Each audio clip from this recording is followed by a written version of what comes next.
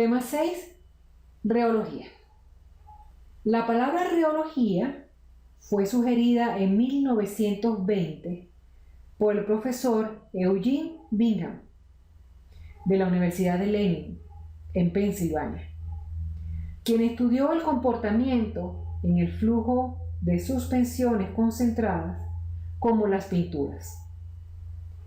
La reología es el estudio del flujo y deformación de materiales, incluyendo materiales en aeronáutica, hidráulica, mecánica sólida, pero en realidad esta ciencia se ha restringido al estudio de las ecuaciones constitutivas entre fuerza y deformación de materiales, especialmente en el caso de líquidos. Una definición más amplia de reología permite el estudio de todos los materiales, incluyendo los extremos de los clásicos sólidos elásticos de Hooke y los líquidos viscosos de Newton, aunque estos extremos son vistos como muchos fuera de la reología.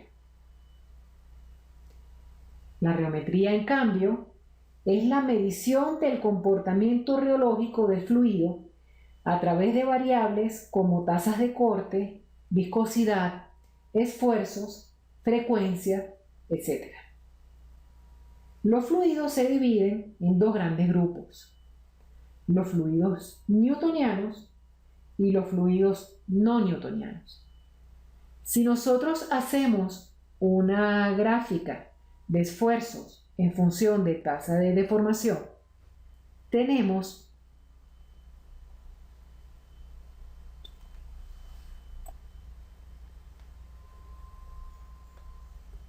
el esfuerzo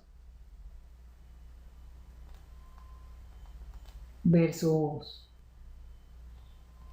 sigma punto, que recordemos que es la tasa de deformación. Allí podemos mirar el comportamiento de varias familias de fluidos, entre las cuales están, por ejemplo, el fluido newtoniano, que es el más conocido y el más trabajado.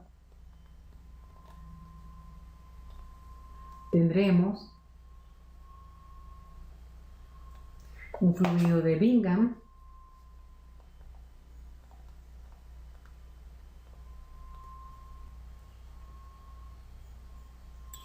tendremos un fluido plástico,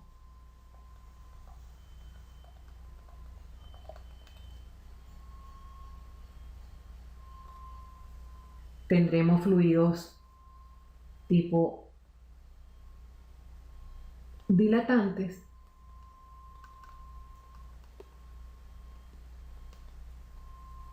como las pinturas,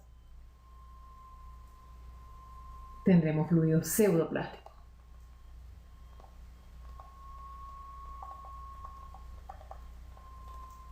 Si de manera similar nosotros, en lugar de graficar esfuerzos versus sigma punto, decidimos graficar viscosidad en función de sigma punto,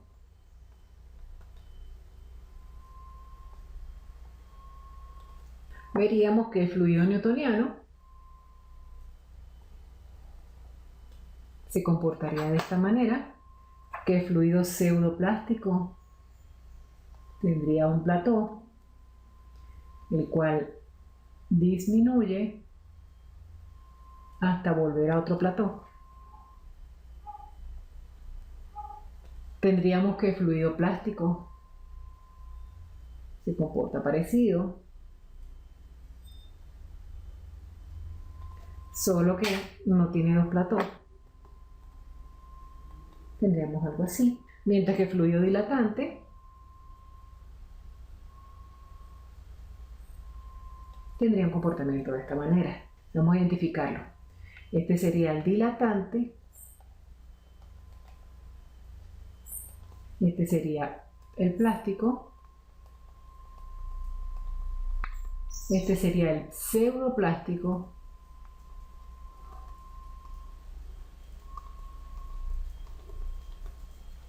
Este sería el newtoniano. Interesante recordar que el fluido newtoniano tiene viscosidad constante con la tasa de deformación. Si analizamos la diferencia de comportamiento, veríamos que en flujo, por ejemplo, en flujo de tuberías, encontraríamos un comportamiento como este. Supongamos una tubería vertical, donde acá hacemos una sección, veríamos una parábola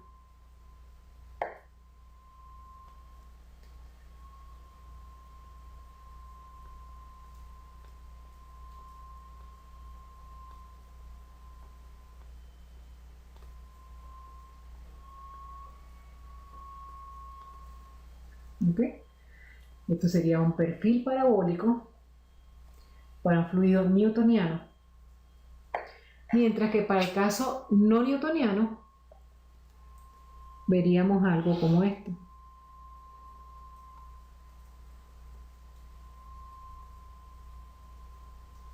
Por ejemplo, esa es mi tubería vertical. Veríamos acá y después se hace plano. Cerca de la pared una pequeña curva y después se hace plano.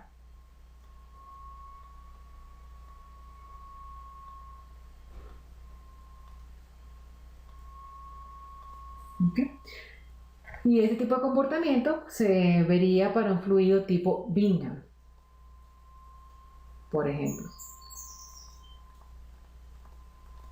¿Okay?